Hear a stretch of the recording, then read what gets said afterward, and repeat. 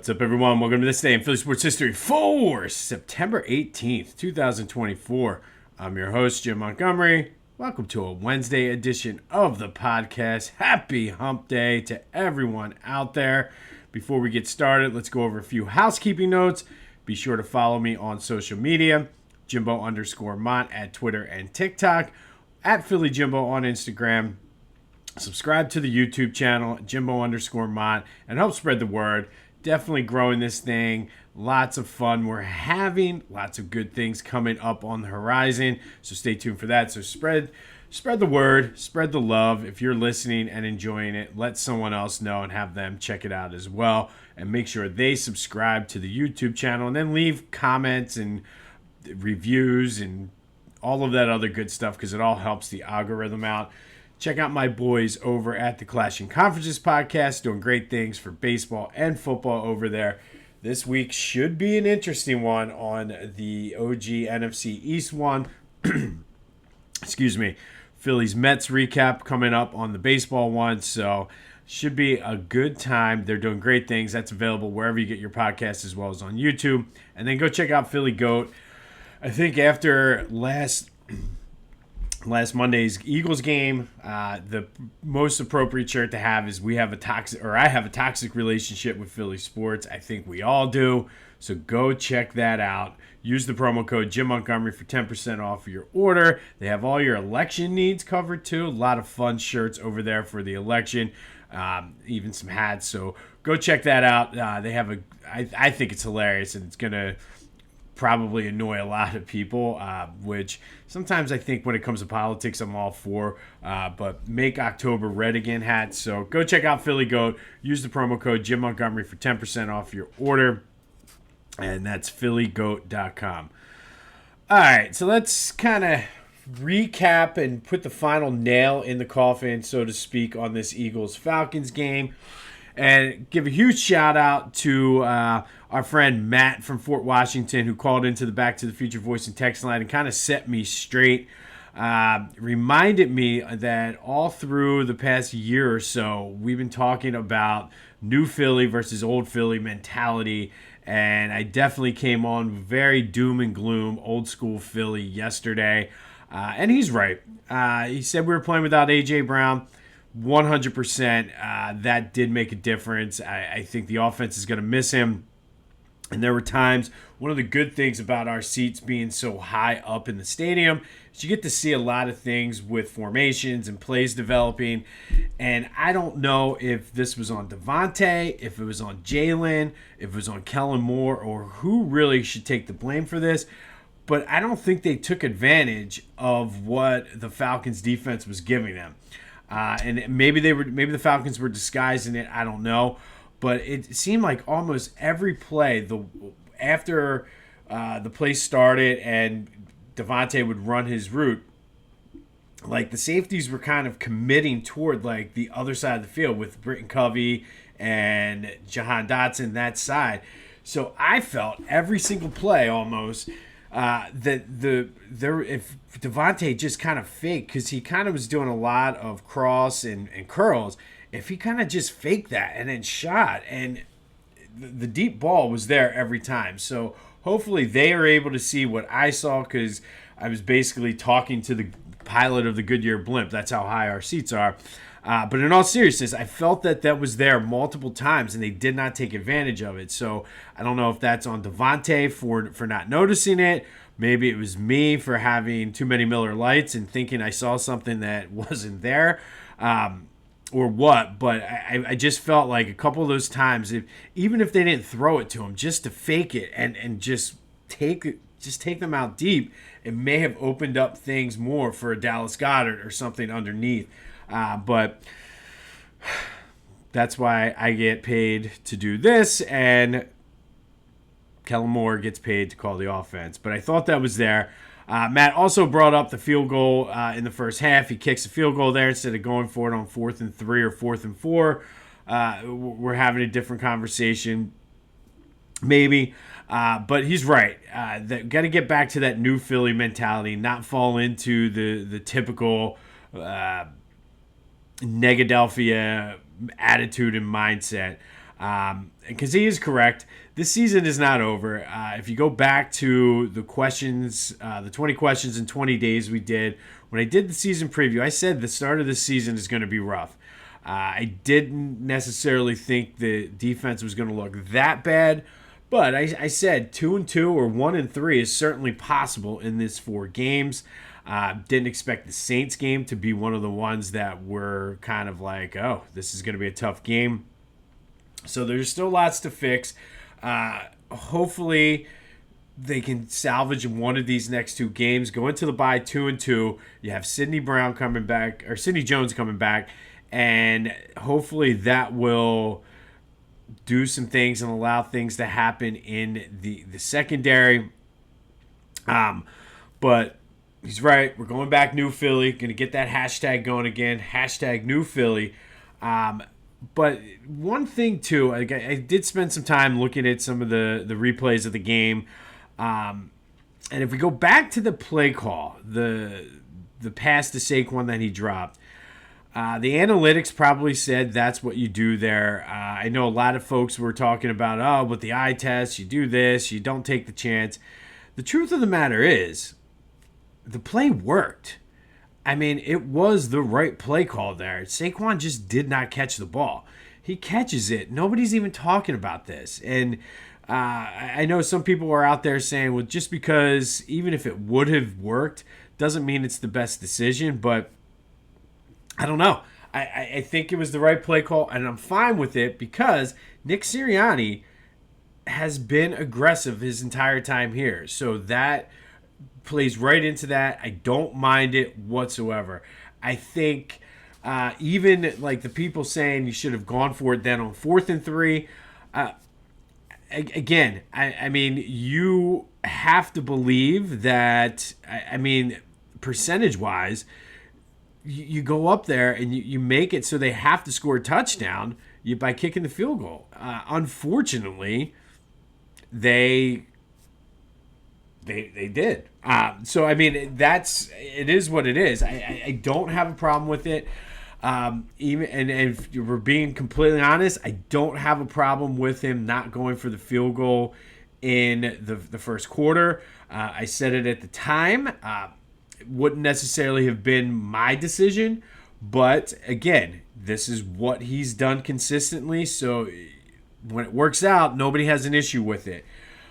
But everybody obviously is angry at Nick Sirianni because he's the easy target. He's the one. However, I'm here to tell you today, your anger at Nick Sirianni is misplaced. And here's why. First of all, again, analytics, whatever aside, I don't have a problem with those play calls because Saquon catches that ball. The whole conversation is different right now. My issue is everybody's saying that he's not a good coach, he's not this, he's not that. There was a play that was pointed out to me, and I went back and watched it. Right before that play should not even have happened. So Atlanta called a timeout, their last timeout, and then after that, and these are the things I missed sitting in the stadium, and I thought it was strange that the Eagles called the timeout right after Atlanta called the timeout, but here's why. The play was set up, and they kind of purposely ran it so it looked like they were confused and they were going to hurry up and quick snap it. They had never had any intentions to snap that before they called the timeout. They were supposed to get Atlanta, or attempt to get Atlanta to jump off sides, give them the first down, and essentially that would have iced the game. Atlanta jumped off sides. The left side of the Eagles' offensive line did not flinch to make it say, hey, they drew me now off sides. And that's why they took the timeout. Sirianni was pissed. Dallas Goedert was pissed. And it's just an interesting thing because that was probably the correct play call there. So I don't know if that influenced what he wanted to do there, but that play should have never happened. And again, you can be mad at Sirianni all you want. I'm telling you right now, it's just people don't like the dude, and that is why you're mad at him. Your anger is misplaced. Your anger should be on Vic Fangio. You're supposed to be this great defensive-minded coach. Where's the coaching? I mean, these dudes on your offense or defensive line are basically not getting off blocks. Like they're just going in, and that's why there's no pass rush. Going back and looking at some of this film, like, and just remembering what I saw in the state, like Kirk Cousins had a perfect pocket every time. Where's the coaching? Where is like teaching these guys how to get off? It's like a fundamental thing. Clint Hurt, where are you at? How come you're not teaching these guys how to get off of blocks? Like they should be watching film. They should be working on it until they get it second nature. Like I think your anger at Nick Sirianni should be sent toward Vic Fangio.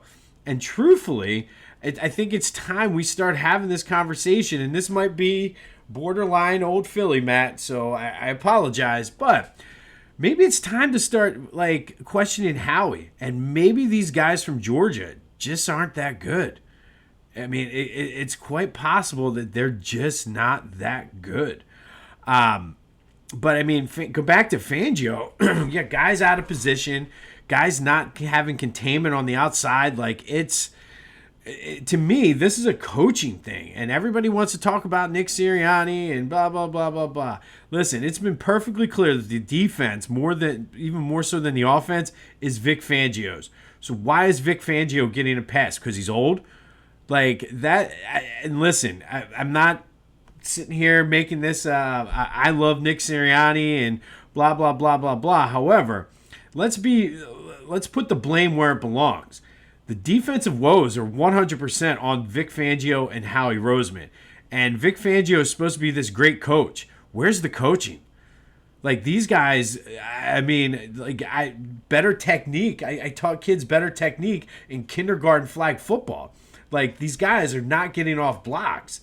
And that's just the defensive line. I wasn't even going to get into what I saw with the linebackers and things like that.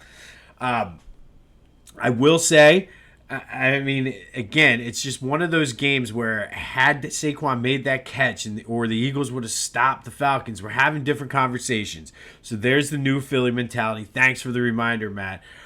Because truthfully, until that last play or last drive, the defense only gave up 15 points. It's kind of bend but don't break. But from what I'm seeing, like, Vic, where's the coaching, dude? Like, coach these guys to how to do it.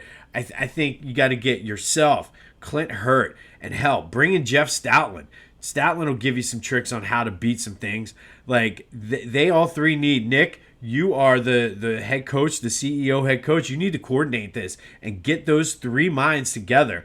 And again, you have Jeff Stoutland, who's supposed to be the best in the business. Have him help give some pointers without giving away the Eagles' secrets. It's just, there's a lot that needs to be cleaned up. I think it's fixable. And again, it's not necessarily the greatest thing, but this is about where we expect it. So I'm okay with it, but don't put the blame on Nick Sirianni. I mean, that's lazy. That's like the national media saying, oh, well, you booed Santa Claus. No, this is on Fangio. Like, Fangio is supposed to be this guru. You better start guruing, buddy, because these guys need to learn the basics. Again, like I taught this in flag football for kindergarten. Like they're not getting off the blocks and they're giving up. They're not even making an effort. They're like, okay, I didn't beat him on the first move. That's it. That's on the coach. That's on the coach, ladies and gentlemen. And so let's. I mean, that is what it is. And I think we kind of move on. Let's recap yesterday's question of the day. I said, what's more concerning to you, the lack of a pass rush or the offense without A.J. Brown? 67% of you said the pass rush. Definitely, I mean, I think it's... I'm more concerned about the lack of pass rush. I do think the offense, like I said, like without A.J., they need that guy, and I saw it. It was there. It certainly should not be Britton Covey. Britton Covey should not be the guy that catches. Well, he had 6 catches for like 25 yards or something ridiculous. I need to see more Dallas Goedert. Need to see Devontae Smith stretching the defense a little bit. So, I mean, we'll see what happens. But that does lead us to today's question of the day in honor of Matt from Fort Washington reminded me of the new Philly mentality. We're going to test it out right here. Are the Eagles done this year?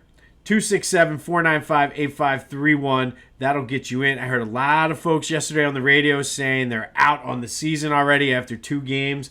And I'm not ready to say that yet because I do think there's too much talent. I do think that they can turn it around. Will they? That remains to be seen. But they certainly can turn this around after 2 games. Nobody really in the NFC is playing great other than the Saints. So I still think they might be a fraudulent team, but we'll find out. But are the Eagles done for this year? Can they turn this around? You know what? Let's frame it positively, Matt. New Philly. I like it. Can the Eagles turn this around? 267-495-8531. That'll get you into the Back to the Future voice and text line. But let me know. Can the Eagles turn this around? We're only 2 games in. I'm not ready to give up just yet. All right, moving on. But Fangio, get it together, dude. Moving on to the Phillies. 5-1 win yesterday. Good, solid win. Nick Castellanos and Bryce Harper both went deep. Bryce Harper's starting to heat up. This would be a good time for him to go on a nice little 2-month tear. Kind of keeping that in the back of my mind here. Zach Wheeler was outstanding. And due to the victory now, the Phillies have the tiebreaker over both Milwaukee and the Dodgers. So if they end up tied with either of those teams, they would get the tiebreaker. And again, we talked about it the other day. At this point, I don't care who they play. Give me the 1 seed so everything goes through Philly. Give me the best record in baseball. Give it all to me. Let's get greedy and just, again, it goes back to the new Philly mentality. I feel very, very revived today because I kind of going back to the roots of this podcast. But give it all to me. Let's go. And let's just roll through this thing. They are now 8 games up over the Mets, 4 on the Brewers, 2 on the Dodgers. The magic number to clinch a playoff spot, they can clinch with a win tonight. I'm not sure which team would need to lose for them. They can still clinch if they lose. But hell, let's go out, win the game, clinch a playoff spot. The magic number for the division is 4. A good chance they wrap that up later this week or over the weekend. Aaron Nola on the mound tonight. I want to see some good things out of him. Hopefully get him to clean things up and get ready for the postseason as well. But good win for the Phils. Let's just continue the roll, baby. Let's just continue to roll and keep that momentum going into the postseason. But don't let Bryce get heated. Don't let him start heating up. That's all I'm saying. Flyers open training camp tomorrow. Looking forward to that. One of the most anticipated training camps in a long time around here for the Flyers. The Union in action tonight against New York FC. Andre Blake does not look like he's going to play due to a groin injury, which really puts a hamper on the Union's playoff spots.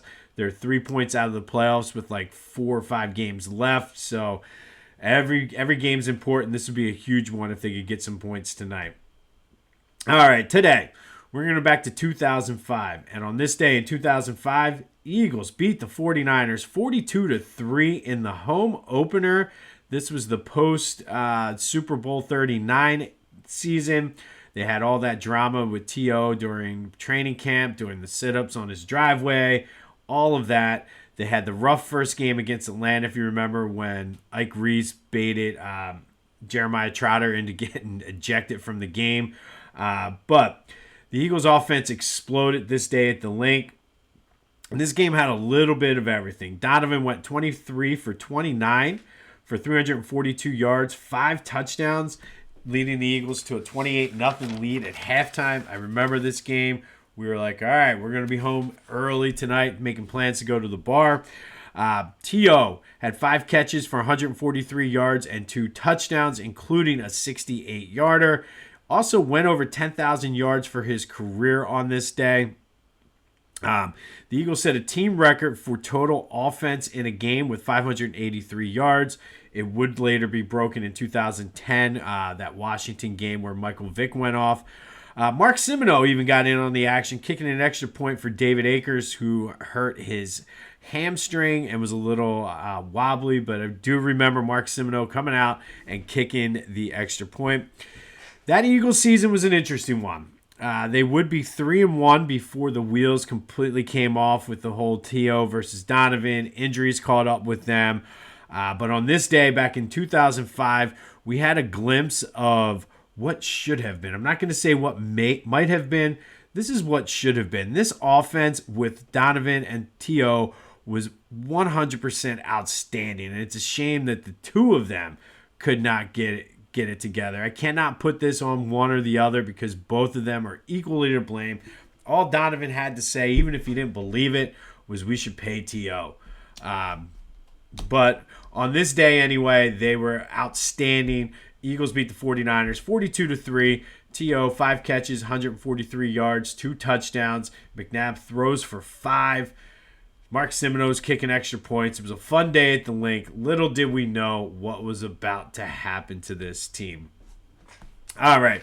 Finally today, our Philly Sports Villain is none other than former Phillies manager Terry Tito Francona. And look, he's not a villain for his managerial style in Philly. He flat out sucked. And, I mean, we've seen a lot of horrible managers. Ryan Sandberg, Lee Ilya, John Felski, Gabe Kapler. Although Gabe actually, record-wise, wasn't too bad. But, I mean, Terry Francona just sucked as a manager. 285 and 363 in his 4 years in Philly. Lost 90 games 3 times. Lost 87 once. Just not a good manager. Terry Francona is a villain for what happened next at his next stop in Boston, which, to give you a little bit of background for this, he took over for Grady Little, who was fired after the 2003 season after he took the Red Sox to the ALCS. Now, Terry Francona was going into a ready-made situation. So let's not go and start beating the drum of Terry Francona being a Hall of Fame manager. He did win 2 World Series, ended the curse in Boston, blah, blah, blah, blah, blah. He went into a ready-made situation. That's still not why he's the villain here, though, because it gets worse. Terry Francona is a villain in Philly because he said he used his time in Philly to experiment with his managerial style, I guess you could call it. So essentially, we were Terry Francona's crash test dummies, guinea pigs, whatever you want to call it. So essentially, he screwed around, didn't take anything serious, had no idea what he was doing, but figured, hey, it's Philadelphia. Who cares? Yes. That's why you're a Philly villain. And yeah, I mean, the team sucked. He went up to Boston. I think, truthfully, I probably could have won a World Series as the manager of the Red Sox that year. But he went into a ready-made situation and basically said that he didn't care about Philly. And one thing you can't do in Philly is tell us that you don't care about us because screw you. And to his credit, he's been a solid manager. He's done some good things in Cleveland, took them to a World Series, multiple playoffs, blah, blah, blah, blah, blah. In my eyes, he's still a dick. So Terry Francona is today's Philly sports villain. Not so much for sucking as a manager, but for being a jerk and saying that he's experimented in Philly to get it right in Boston. If that's not the most Philly thing ever, I don't know what is. And I don't care if that's new Philly or old Philly. That's just a jerk move. On this day in 2005, Eagles beat the 49ers 42-3. Donovan McNabb throwing 5 touchdown passes, 2 of them to Terrell Owens. Mark Semino kicking extra points. Just a fun day at the Link right before the wheels completely fell off moving forward the rest of that season. Flyers open camp tomorrow. Let's go Union. We need those points. Let's try to sneak in and make some noise in the playoffs. Phil's look to clinch a playoff spot tonight. Playoffs. But let me know your thoughts on the Eagles. Can they turn this around? 267-495-8531. That'll get you into the Back to the Future voice and text line. Remember, the new Philly mentality. I like it. Thank you for the reminder. Back to basics here. And Vic Fangio, you better start teaching some of those old school, simple, very basic fundamental things to this defensive line because they're not getting off blocks. Essentially, that's what's wrong with this team. You can blame Nick Sirianni, you can blame Saquon, you can blame whoever. This is 100% on Vic Fangio. Happy Hump Day, everybody. This has been This Day in Philly Sports History for September 18th, 2024. My name is Jim Montgomery. Remember, #NewPhilly. And until next time, I'll see you when I see you.